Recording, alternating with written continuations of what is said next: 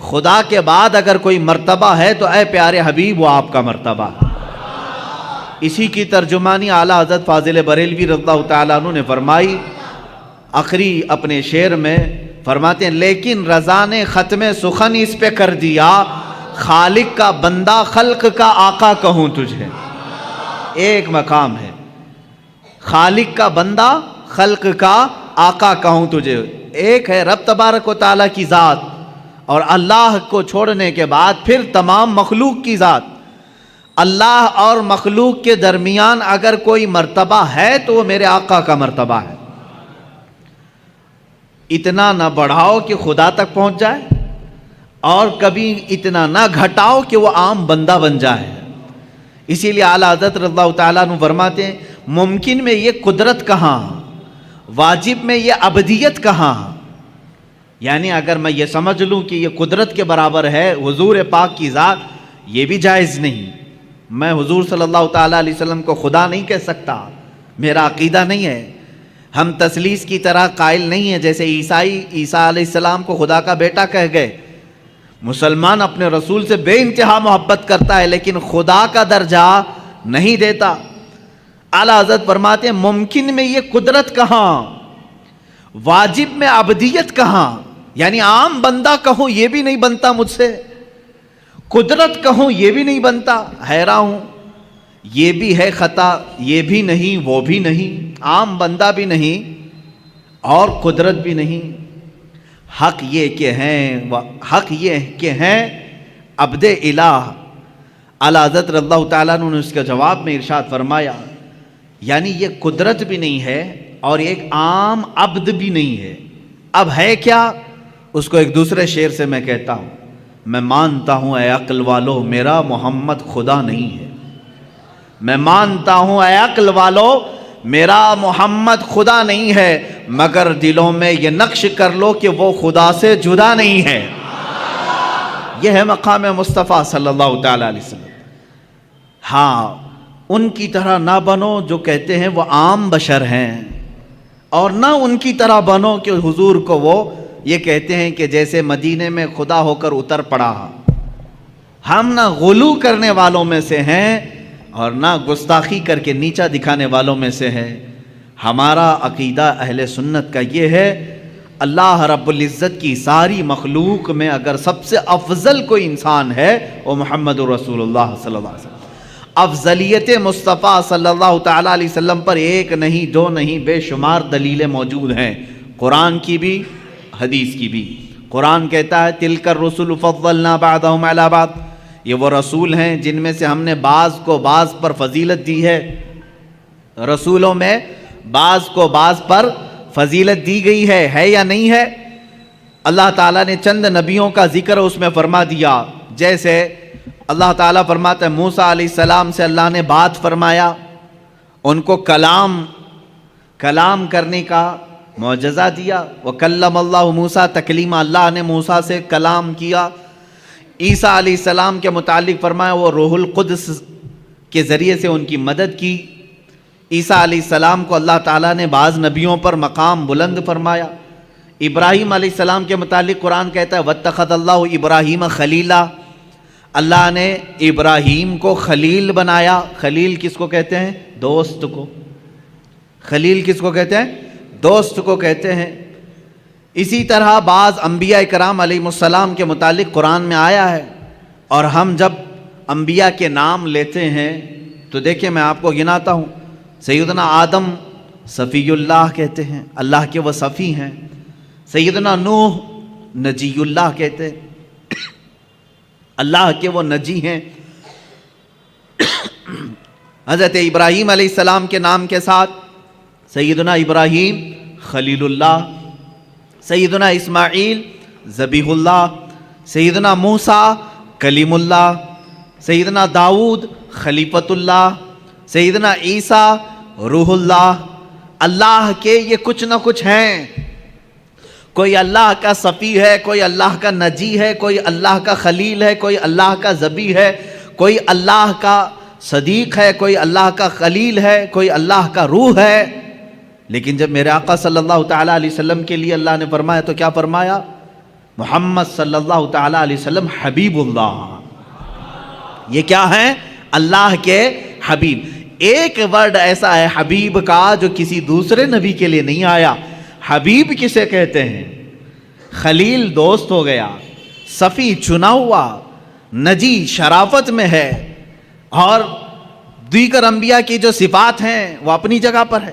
حبیب کہتے ہیں محبت کا وہ درجہ جس کو اعلیٰ حضرت رحمۃ اللہ تعالیٰ علیہ نے اپنے شعر میں یوں فرمایا، میں تو مالک ہی کہوں گا کہ ہو مالک کے حبیب، میں تو مالک ہی کہوں گا آپ کو یا رسول اللہ، میں تو آپ کو مالک ہی کہوں گا کہ ہو آپ مالک کے حبیب۔ کیونکہ جو حبیب ہوتا ہے اور جو محب ہوتا ہے دونوں کے درمیان کیا معاملہ ہوتا ہے؟ مثال کے طور پر میں اگر کسی سے محبت کر رہا ہوں تو محبت کا تقاضا یہ ہے کہ یہ میرا موبائل ہے، یہ میرا ہے، لیکن جب میرا حبیب سامنے ہوگا تب میں یہ نہیں کہوں گا یہ میرا ہے۔ یہاں میرا تیرا نہیں ہوتا، جو میرا ہے وہ اس کا ہے، جو اس کا ہے وہ میرا ہے۔ حبیب میں یہ نسبت ہوتی ہے، خلیل میں نہیں، صدیق میں نہیں، حبیب میں یہ نسبت ہوتی ہے، جو میرا ہے وہ میرے حبیب کا ہے، اور جو حبیب کا ہے وہ میرا ہے۔ اب اعلیٰ حضرت کا شعر پڑھو تو سمجھ میں بھی آئے اور مزہ بھی آئے۔ فرماتے ہیں میں تو مالک ہی کہوں گا یا رسول اللہ کہ ہو آپ مالک کے حبیب، یعنی محبوب و محب میں نہیں میرا تیرا، محبوب و محب میں نہیں میرا تیرا، اس میں میرا تیرا نہیں ہوتا۔ تو جہاں حبیب کی بات آتی ہے وہاں میرا اور تیرا نہیں ہوتا۔ عزیزان گرامی وقار، حضور پاک صلی اللہ تعالیٰ علیہ وسلم کی افضلیت اس سے ہے کہ آپ کو صرف مخلوق میں یعنی عام انسانوں میں افضل اللہ نے نہیں بنایا، بلکہ انبیاء کرام علیہ السلام میں بھی افضل بنایا۔ اتنا ہی نہیں بلکہ رسول اعظام اور فرشتگان جو اللہ کے مقرب فرشتے ہیں ان سے بھی افضل بنایا۔ حضور صلی اللہ تعالیٰ علیہ وسلم کو ان سے بھی افضل بنایا۔ یہ باقی رہے مخلوقات، جنات ہوں، حیوانات ہوں، یہ تمام چیزیں اپنی جگہ پر، لیکن اللہ کے جو مقرب فرشتے ہیں، جو حاملان عرش ہیں، اللہ کے عرش کو اٹھائے ہوئے ہیں، جو نبیوں تک پیغام لانے والے ہیں، جو پورے کائنات کے لیے آسمان سے بارشیں برسانے اور پانی پہنچانے کا نظام سنبھالتے، ان تمام ملائکہ سے اللہ تعالیٰ نے اپنے نبی کو مکرم بنایا، معظم پیدا فرمایا، افضل بنایا ہے۔ اس کی کئی دلیلیں اور کئی مثالیں میں آپ کو بتا دوں۔ حضور پاک صلی اللہ تعالیٰ علیہ وسلم کی افضلیت دیکھیں، اعلیٰ حضرت رحمۃ اللہ تعالیٰ علیہ کے اشعار یہاں پر ہمیں بار بار یاد آتے ہیں۔ وہ جہنم میں گیا جو ان سے مستغنی ہوا۔ مستغنی کہتے ہیں جو یہ کہے نہیں مجھے رسول کی کوئی ضرورت نہیں، مستغنی کہتے ہیں اس کو، کہتے ہیں جو یہ کہے بے نیاز ہوں میں۔ وہ جہنم میں گیا جو ان سے مستغنی ہوا، ہے خلیل اللہ کو حاجت رسول اللہ کی۔ انبیاء کرام علیہ السلام کو رسول اللہ کی حاجت رہی ہے۔ کیسے؟ اب شروع سے چلتا ہوں میں۔ سب سے پہلے انسان، سب سے پہلے نبی، سب سے پہلے رسول آدم علیہ الصلاۃ والتسلیم ہے۔ جب آدم علیہ الصلاۃ والتسلیم کی پیدائش ہوئی، ولادت ہوئی، تو جانتے ہیں آپ ولادت کے احوال اور قوائف پڑھیں تو تفاسیر میں یہ بات ملتی ہے کہ زمین سے مختلف علاقوں کی مٹی لائی گئی، فرشتوں نے لا کر کے گوندھا، جنت کے پانی سے اسے گوندھا گیا، اور اس کے بعد ایک شکل بنائی گئی۔ شکل بنانے کے بعد یہ تو جسم کی شکل ہوئی، اللہ رب العزت نے اب اس میں روح ڈالنی تھی۔ روح کیا چیز ہے؟ قرآن میں اللہ تعالیٰ نے فرمایا روح جو ہے یہ اللہ کا نور ہے، اللہ کا امر ہے۔ یسألونک عن الروح قل الروح من امر ربی، اللہ نے فرمایا کہ روح جو ہے اللہ کا حکم ہے یا اللہ کا نور ہے۔ نور جب یہ جسم میں ڈالنا ہوا، کس میں؟ آدم علیہ السلام کے جسم پاک میں، جس کو فرشتوں نے گوندھا تھا مٹی سے اور پانی سے، اور اس کو آگ سے تپا کر کے گرم کیا گیا تھا، 4 عناصر اس کے اندر رکھے گئے تھے۔ اب آدم علیہ السلام کی روح ڈالنی تھی جسم کے اندر، تو بزرگان دین نے لکھا ہے کہ روح کو ڈالا گیا، روح باہر آ گئی، کیونکہ روح نور ہے اور جسم مٹی سے بنا ہوا اندھیرا ہے۔ اندھیرا اور نور ایک جگہ جمع نہیں ہوتے، نور آیا تو اندھیرا نہیں ہوگا، اور اندھیرا ہے تو اس کا مطلب نور نہیں ہے۔ روح کا اور جسم کا ملاپ کیسے ہو؟ روح باہر آئی، پھر ڈالا گیا، وہ باہر آئی. روح کہنے لگی کہ مولا اس میں گھبراہٹ ہے، اندھیرا ہے، روح کو اس میں قرار پانا ہے. بزرگان دین ائمہ تفاسیر نے لکھا ہے کہ اللہ تعالیٰ نے روح کو اس کے اندر قرار رکھنے کے لیے آدم علیہ السلام کی پیشانی میں نور محمدی کو رکھا، مصطفیٰ کریم صلی اللہ تعالیٰ علیہ وسلم کے نور پاک کو رکھا، اور پھر روح کو ڈالا گیا. آدم علیہ السلام کے جسم پاک میں روح آئی، آپ کو پہلی مرتبہ ایک چھینک آئی اور آپ نے الحمدللہ کہا. یہاں سے ہے انسان کے سانس لینے کی ابتدا. میرے عزیزو، کائنات پہ سب سے پہلا انسان جو روح والا بنا اور سانس لینے کے قابل بنا، تو میں یہ کہتا ہوں کہ وہ نور محمدی کے صدقے میں سانس لیا ہے. کس کی بدولت؟ نور محمدی کے بدولت. مصطفیٰ کریم صلی اللہ تعالیٰ علیہ وسلم کا نور پاک آدم علیہ السلام کی پیشانی میں رکھا گیا. اب یہ نور جو ہے منتقل ہوتے ہوئے میرے آقا صلی اللہ علیہ وسلم کے والد ماجد تک آیا ہے. انشاءاللہ العزیز جب موقع آئے میلاد پاک کا، میں اس نور کے منتقل ہونے کی کیفیت کو بھی عرض کروں گا. آدم علیہ السلام کی بیداری کس کی بدولت؟ نور محمدی کی بدولت. جب آپ بیدار ہوئے، اتنا ہی نہیں، جلوہ محمدی کو کہاں کہاں دیکھو، جہاں دیکھا وہاں پایا. آدم علیہ السلام جب بیدار ہوئے، فرشتوں کو حکم ہوا کہ انہیں سجدہ کرو. فرشتے سجدہ کیے، ابلیس انکار کیا، مردود ہوا، اور اس کے بعد آدم علیہ السلام کو جنت میں ٹھہرایا گیا. آدم علیہ السلام جنت کے ہر دروازے کو دیکھتے، ہر دیوار کو دیکھتے. فرماتے ہیں ہر دروازے پر، ہر دیوار پر لکھا ہوا تھا لا الہ الا اللہ احمد رسول اللہ. آسمانوں میں میرے نبی کا نام کیا ہے؟ احمد ہے. زمینوں میں میرے آقا کا نام محمد ہے. عزیزان گرامی، آدم علیہ السلام نے جگہ جگہ پر کیا نام دیکھا؟ حضور پاک صلی اللہ علیہ وسلم کا نام رب ذوالجلال کے نام کے ساتھ.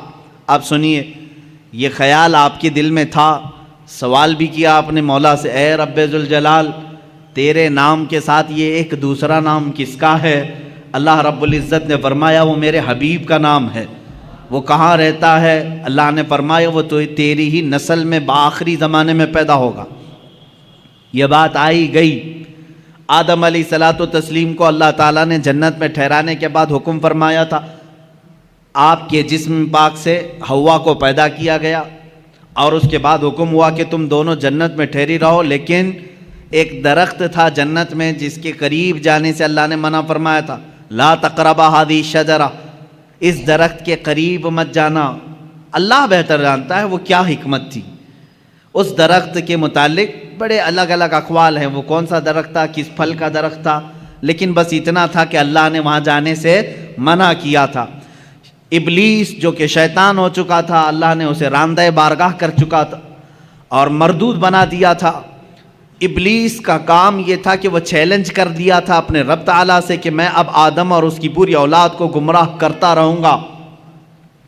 اللہ تعالیٰ نے فرمایا کہ تجھے قیامت تک کا موقع ہے، جتنے لوگوں کو گمراہ کر سکتا ہے کر. ابلیس وہیں سے ابتدا کرتا ہے، آدم علیہ السلام سے ہی وسوسے ڈالنا شروع کیا. فوسوس لہما الشیطان، قرآن میں ہے ان دونوں کو وسوسہ ڈالا شیطان نے. کس کو؟ آدم علیہ السلام اور حضرت حوا کو، ہماری ماں کو اور ہمارے باپ کو وسوسہ ڈالا یہ کہہ کر کے کہ تمہیں معلوم ہے اس درخت کے قریب جانے سے کیوں منع کیا ہے تمہیں اللہ نے؟ انہوں نے پوچھا کیوں؟ کہا اگر تم یہ درخت کا پھل کھا لو گے الا ان تکونا ملکین او تکونا من الخالدین. اس نے کہا کہ اگر تم یہ پھل کھا لو گے تو یا تو بڑے معزز فرشتے بن جاؤ گے یا تو ہمیشہ جنت میں ہی رہو گے، اور جو نہیں کھاتا وہ جنت سے نکل جائے گا. ان کو ایسا لگا کہ جنت چھوڑنا نہیں چاہیے. تو ہو سکتا ہے انبیاء کرام علیہ السلام کی بات ہے، میں بڑے ادب سے یہاں کہوں گا، آدم علیہ السلام اور حضرت بی بی حوا کے درمیان بات چیت ہوئی، آخر کار وہ پھل کھا لیے، قریب بھی گئے، پھل کھا بھی لیے، اور اللہ رب العزت کا عتاب ہوا. اللہ نے فرمایا اب اترو، تم زمین پر جاؤ. زمین پر اتار دیا گیا، دونوں کو الگ الگ اتارا گیا.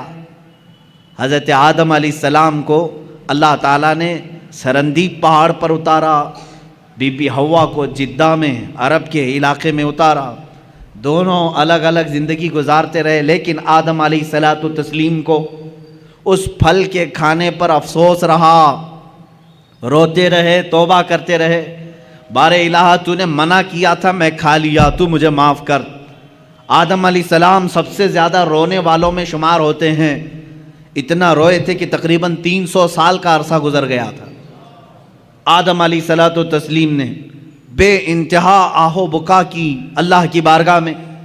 اب مجھے جو بات عرض کرنی ہے یہ پورے واقعے میں وہ اب حاصل کلام یہ ہے، آدم علیہ الصلوۃ والتسلیم 300 سال روتے رہے، جنت میں رہے، جنت سے اترے، زمین پر آئے، 300 سال رہے، روتے رہے، اللہ کی طرف سے کوئی پیغام نہیں، توبہ قبول ہوئی نہیں ہوئی اس کے متعلق کوئی اشارہ نہیں۔ 300 سال کے بعد خود اللہ قرآن میں فرماتا ہے ہم نے آدم کے دل میں ایک بات ڈال دی۔ وہ بات کیا تھی؟ فَتَلَقَّى آدَمُ مِن رَبِّهِ كَلِمَاتٍ، اللہ نے آدم علیہ السلام نے اپنے رب سے کچھ کلمات سیکھ لیے۔ وہ کلمات کیا تھے؟ آدم علیہ الصلوۃ والتسلیم 300 سال پہلے کی بات یاد کرنے لگے، جب اللہ نے میرے جسم میں روح ڈالی اور روح سے میں بیدار ہوا، جنت کی ہر کھڑکی، ہر دروازے پر میں نے ایک نام دیکھا تھا میرے خدا کے نام کے ساتھ، یہ بات یاد آئی، وہی کلمہ یاد آیا، وہی کلمہ یاد آیا جو جنت کی ہر در و دیوار پر لکھا ہوا تھا۔ تب آپ نے عرض کیا اے مولا، جس کا نام تو نے اپنے نام پاک کے ساتھ لکھا ہے، اگر وہ تیرا محبوب ہے تو اس کی بدولت میری توبہ کو قبول فرما لے۔ اللہ رب العزت نے فوراً جبرائیل امین کو بھیجا اور فرمایا فتاب علیہ، اللہ نے تمہاری توبہ قبول کر لی۔ اللہ توبہ کے قبول ہونے میں اتنی سرعت، اتنی جلدی، اتنی تیزی اگر کسی نام کی وجہ سے ہے تو محمد عربی صلی اللہ علیہ وسلم کی۔ قرآن نے یہی کہا ہے اگر اے مومنو اگر تم اپنی جانوں پر ظلم کر لو، گناہ ہو جائے تو کہاں آؤ؟ قرآن میں ہے مسجد میں آؤ نہیں، کعبے میں آؤ نہیں، اے مومنو تم میرے رسول کے پاس آؤ، جاؤکا، اے رسول یہ تمہارے پاس آ جائیں، اور اگر آپ ان کے لیے سفارش کر دیں تو اللہ ان کی توبہ قبول کرے گا۔ اب اندازہ کریں آدم علیہ الصلوۃ والتسلیم کی توبہ قبول ہوئی، برکت کس کی تھی؟ محمد عربی صلی اللہ علیہ وسلم کی۔ مصطفیٰ کریم صلی اللہ تعالیٰ علیہ وسلم کا نام پاک آپ نے لیا اور دعا قبول ہوئی۔ اب سنیے ایک اور مزے کی بات، بعض روایات میں یہ بات ملتی ہے کہ آدم علیہ السلام خوش ہوئے، جبرائیل آئے جنت سے پیغام لے کر، اللہ تعالیٰ نے آپ کی توبہ قبول فرمائی۔ آدم علیہ السلام نے کہا وہ نام اتنی برکت والا، وہ نام اتنی عظمت والا، وہ نام اللہ رب العزت کی بارگاہ میں اتنے مقام و مرتبے والا، اے مولا اس نام پاک کی ذات اور اس کی ہستی کا ایک بار مجھے بھی تو دیدار کرا دے، ایک بار مجھے دیدار کرا دے۔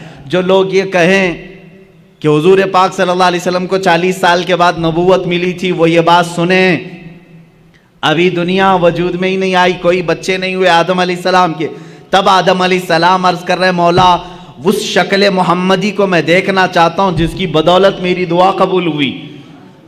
اللہ تبارک و تعالیٰ نے آدم علیہ السلام سے فرمایا کہ تم اپنے دونوں انگوٹھوں کے ناخنوں میں دیکھو، یہ بیان کیا ہے کہ دونوں انگوٹھوں کے ناخنوں میں آپ نے دیکھا حضور پاک صلی اللہ تعالیٰ علیہ وسلم کا نور پاک ان کے انگوٹھوں میں رکھا گیا۔ آدم علیہ السلام نے بڑھ کر کے اس کو چوما اور اپنی آنکھوں سے لگا لیا۔ یہ ہمارا بھی آج طریقہ ہے، ظاہر سی بات ہے اصلی اولاد وہی ہے جو اپنے باپ کے طریقے پہ چلتی ہے۔ محمد صلی اللہ تعالیٰ علیہ وسلم، ہم کس کے طریقے پر چل رہے ہیں؟ باپ کے طریقے پر چل رہے ہیں۔ جو باپ کا نہ ہو اسے تکلیف ہو۔ ہم آدم علیہ السلام کی آل میں ہیں، اولاد میں ہیں، ہم اپنے باپ کے طریقے پر چل رہے ہیں۔